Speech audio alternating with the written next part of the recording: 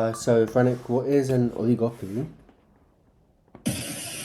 An oligopoly, is it like similar to a monopoly? Yeah. So, what's a monopoly? That's when there's like few firms like dominating the market. A monopoly is when a market is dominated by one firm. By one. An Um, oligopoly is a few firms. yeah. Cool. So, this can range from 2 to like 5 firms.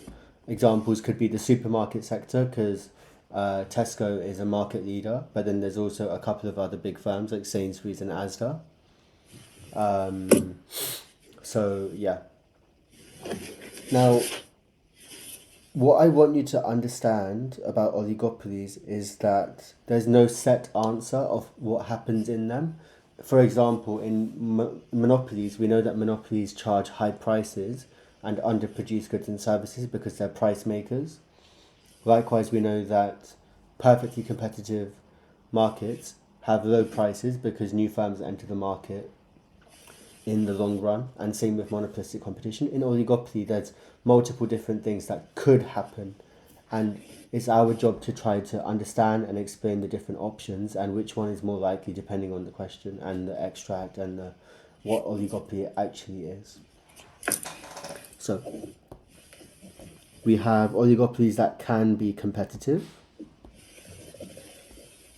and we have other oligopolies that can be more monopolistic or more collusive. And it's our job to understand why each of them are possible and what are the pros and cons of each of them. So let's start with a model that you guys don't need to know, but I feel is still useful. It's called Prisoner's Dilemma. So you've got prisoner A,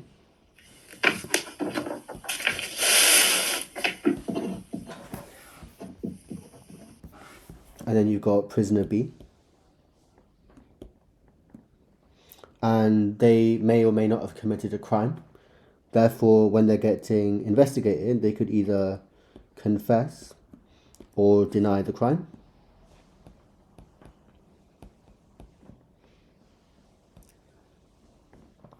So, based on their answer, they're going to get different sentences in prison or different fines. This is relatable to oligopolies because oligopolies can either choose to set a high price or set a low price. And it's important to understand that the actions of these firms are interdependent, meaning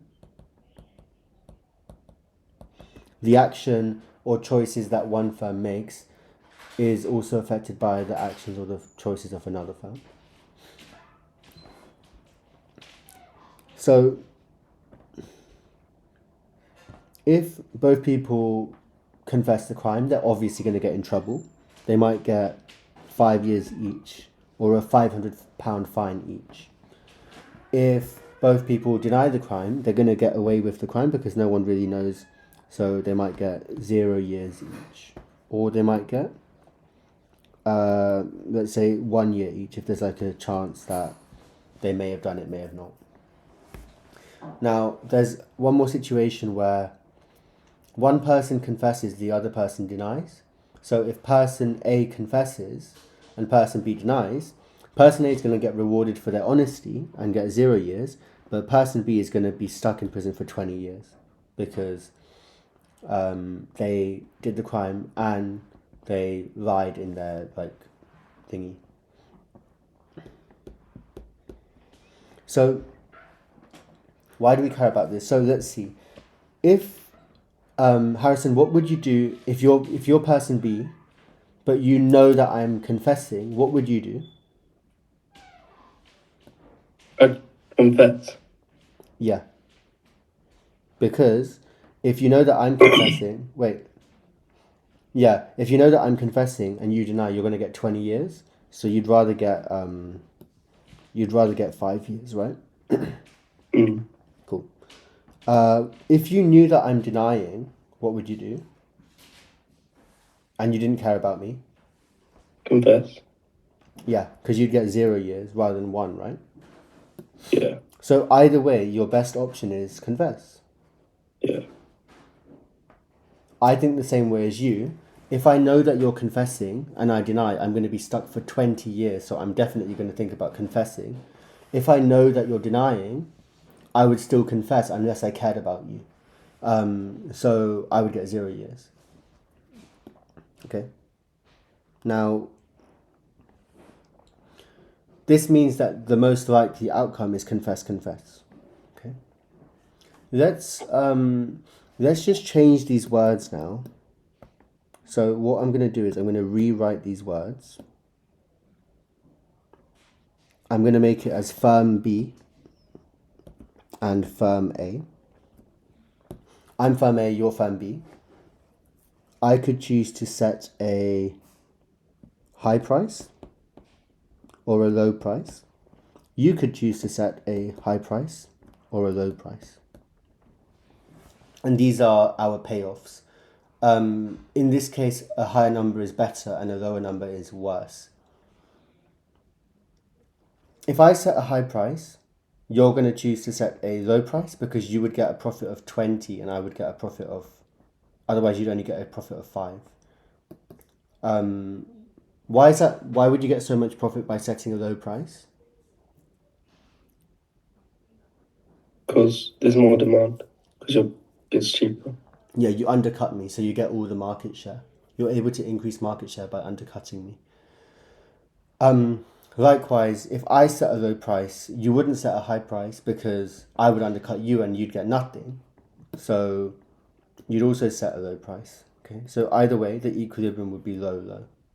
Does that make sense? Yeah, cool.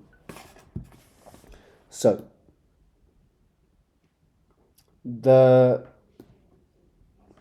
so far we understand that this outcome is never ever ever going to happen. This outcome is never ever ever going to happen. Harrison, why did those two outcomes never happen?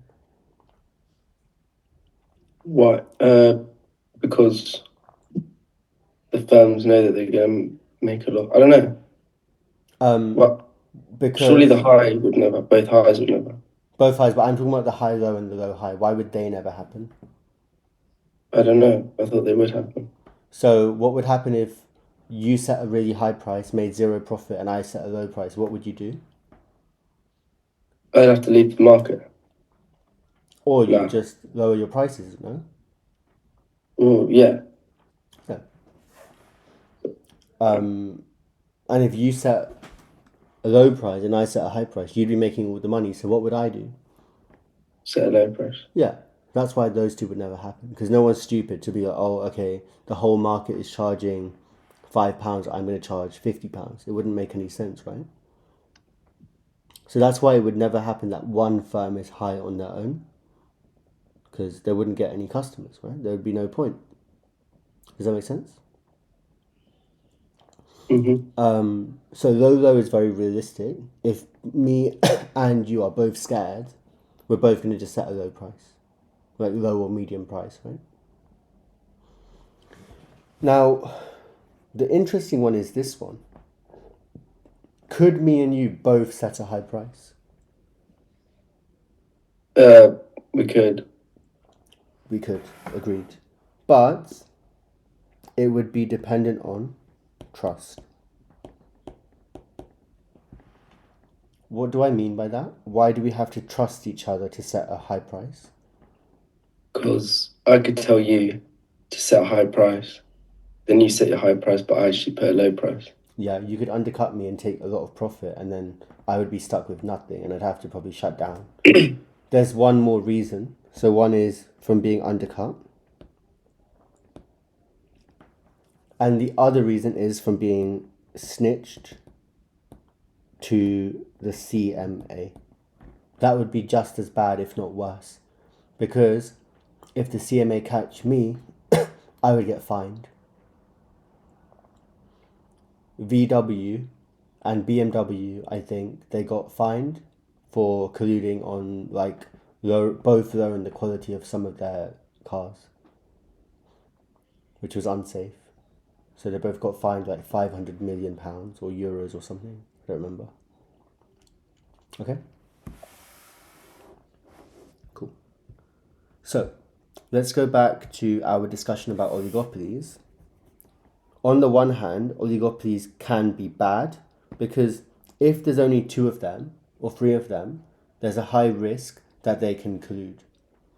The reason they would collude is because they know that they can both set high prices if they're able to form an agreement successfully.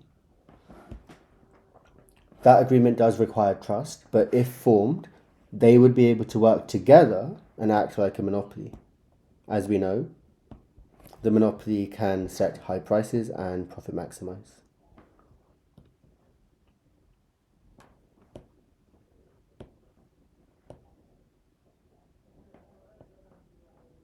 Now, is this good or bad? For the most part, I would say that it is bad because, as we know, monopolies are allocatively inefficient.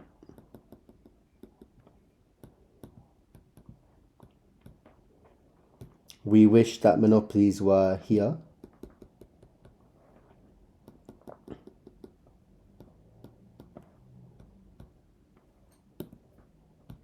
where there would be allocative efficiency because AR equals MC, but that's not going to be the case if supermarkets collude or if my firm and Harrison's firm collude with each other.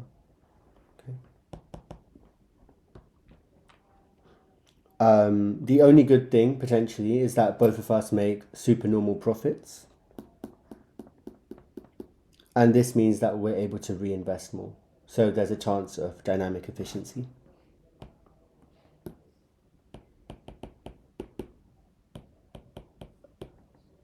Okay. Cool. That's one side of oligopolies done. Do you guys have any questions about collusive oligopolies? Now, the table, you don't have to draw it in AQA.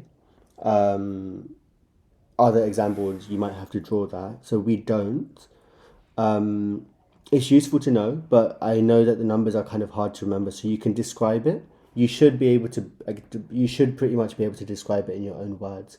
All you would have to explain is that the equilibrium is naturally for firms to all set low prices, but if it's an oligopoly with only two or three firms and there's trust between them, firms can secretly agree to set high prices, which means that they can both act like a monopoly together. There's two types of collusion. It can be tacit or overt. Collusion is basically illegal in the UK and in Europe, so therefore it will get stopped and you'll get fined. Overt is formal collusion, so that's never going to happen because we know that it's illegal, right? Why would you do something illegal formally? On the other hand, tacit, you'll remember it because it has an I in it, is informal. So it might just be like having a coffee and like discussing it briefly and like just one of them leading and the other one following. There doesn't have to be any contracts or documents. Of course, then there's a risk that the trust will break at some point. So it's still quite unlikely, you'd hope, but it can happen in the form of tacit collusion. Now, on the other hand, you've got competitive oligopolies. Competitive oligopolies happen in this category where prices are low and there's no chance any of the firms are going to be stupid enough to increase their prices, and also no firms are going to be stupid enough to lower prices even further. The easiest way to explain that is by using the kinked demand curve.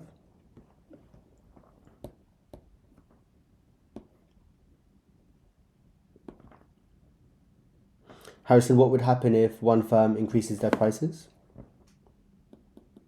Then they'll have a massive change in quantity, like decrease. Yeah, they would lose a lot of market share.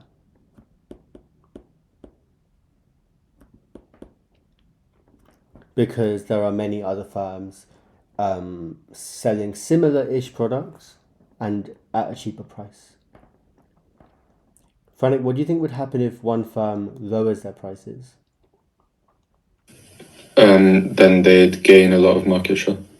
No, they wouldn't gain a lot of market share. Look at the diagram. Oh, they just gain some. They'd only gain a little bit. Why do you think they only gain it? If me and you are competing, if I lowered my prices and gained market share, what would you do? I'd do the same. You'd also lower your prices. So I might gain a little bit of market share, but by the time I have any chance of gaining more market share, you've lowered your prices as well, and so has every other firm. So therefore, there'd be no point. So I would never bother lowering my prices. It wouldn't make any sense for that small amount of gain. Yeah. So I've written no point, but it's all because everyone would undercut, and it would lead to a price war, which is not good for anyone. Audi basically start a price war by offering the cheapest prices, and then every other firm loves copying Audi. They say Audi price match for every item. Yeah?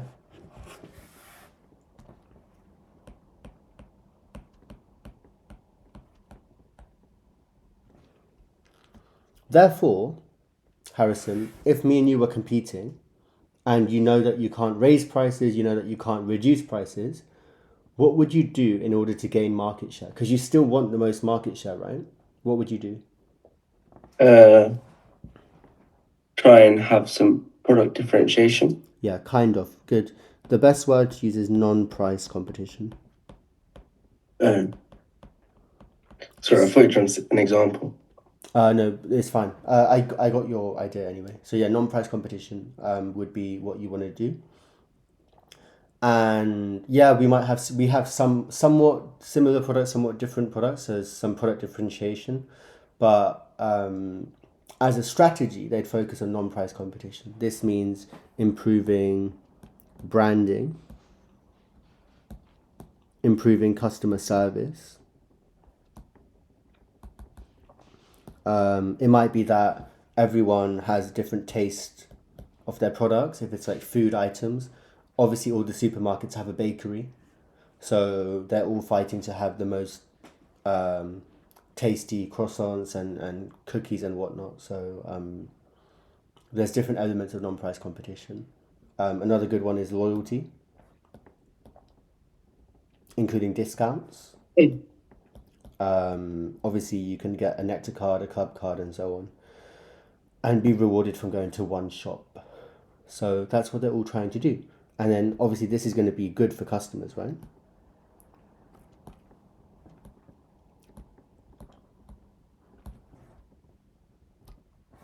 Finally, to evaluate each of them, for the collusion, you've got the CMA and the risk of being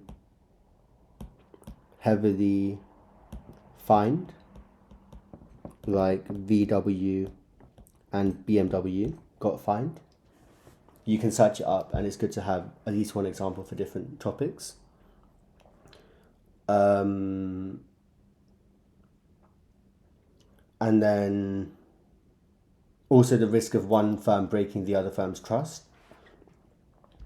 And then for this one, you've got a few things. One is that non-price competition leads to really, really high costs. This can be bad because it can then lead to higher prices. Firms have to spend so much to be on top of their game of advertising. Firms are marketing all the time in competitive markets, so that can't be good. And the other thing is there's still an element of monopoly power, but specifically with local monopolies. So if a supermarket is able to own a petrol station on like a motorway, they might be in a competitive market overall, but in that motorway, they're going to set extremely high prices. So there's a few different things you can mention there. You can be creative depending on the extract or the question that's given, but these are like your general points. I'll send you an essay, a supermarkets essay that I did that you guys can try. So that's one essay for perfect competition, one for oligopolies, and I'll have a look later in the week.